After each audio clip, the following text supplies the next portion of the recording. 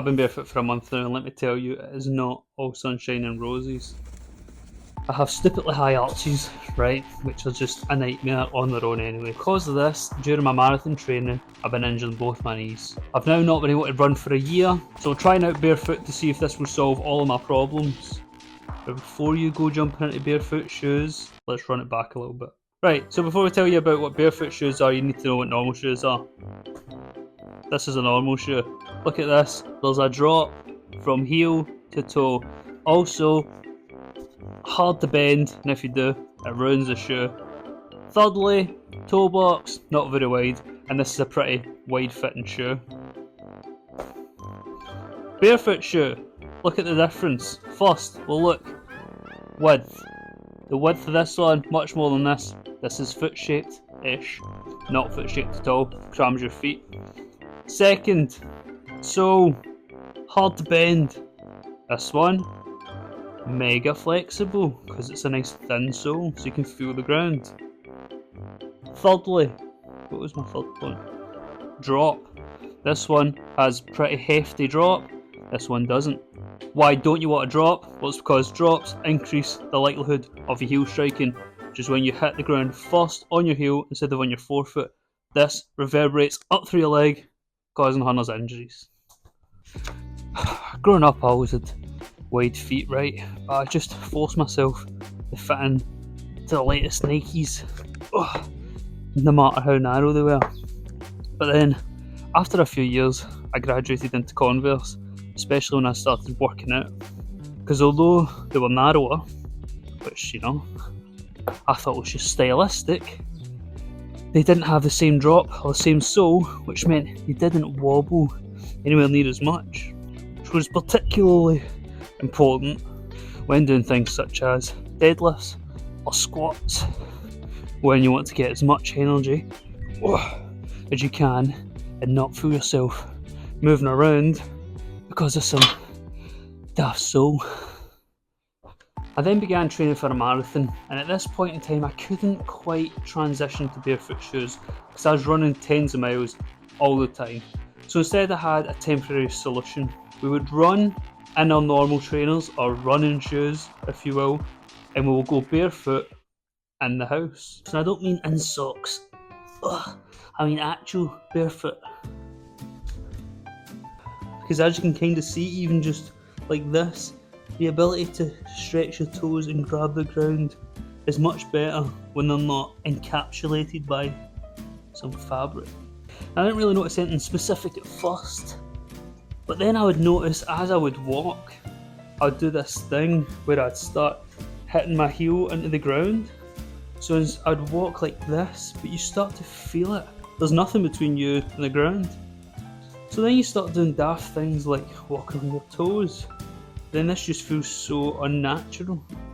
And so the idea really is that you're not trying to walk in some specific pattern, but it's that you're trying to just naturally walk. So now I'm accustomed to just walking through the house, living my life, and barefoot. Not barefoot shoes, just barefoot. So I started thinking to myself, maybe I need to get rid of these shoes. Maybe instead I need to take the plunge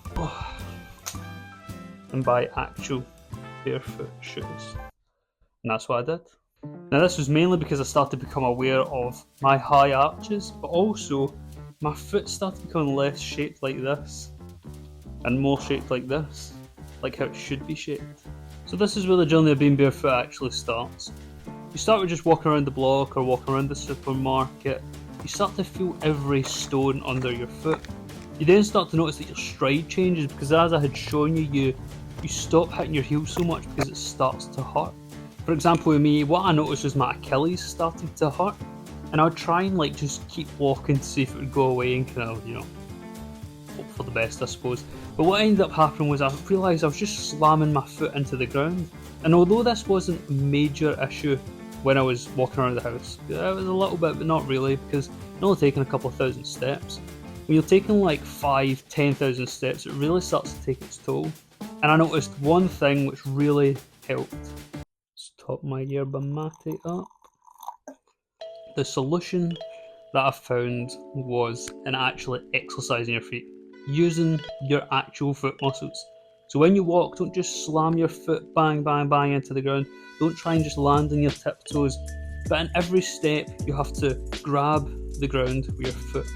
And by doing this, you start to activate the muscles not only in your feet, but in your calf as well. So you can only do, like a mile, and then your calves are sore, your feet are a bit sore, but not tender, it's muscularly sore. And so what's happening here is you're actually using the muscles of your feet instead of just letting the big, thick sole take all the work.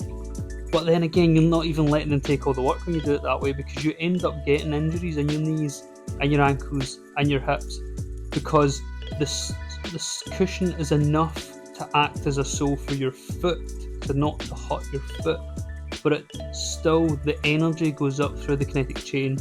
Instead of your arch taking the impact and flattening out a little bit and then tensing back, instead that energy has just gone bang up through your heel, into your knee, into your hip, and this is what's causing a lot of your injuries. So to answer the question, how am I now? How's my knees and stuff from going barefoot? Well, one thing I have noticed is that hip pain that I used to get is gone. I do now have knee pain, but this is all pain from a marathon. So fair enough, I kind of forced myself into it. Stupid David Goggins mindset, which I'm now paying for by going to physio, etc. But this all comes from, surgeries from years ago. But generally, what's happened is my feet are stronger, they're a little bit wider. I can still wear normal shoes when I want, but I can feel that they're compressing. So I prefer to be barefoot where I can. My stride's a lot better. My high arches are finally coming down a little bit. And most importantly, I'm not slamming my body into the ground with every step and getting bunions in the process.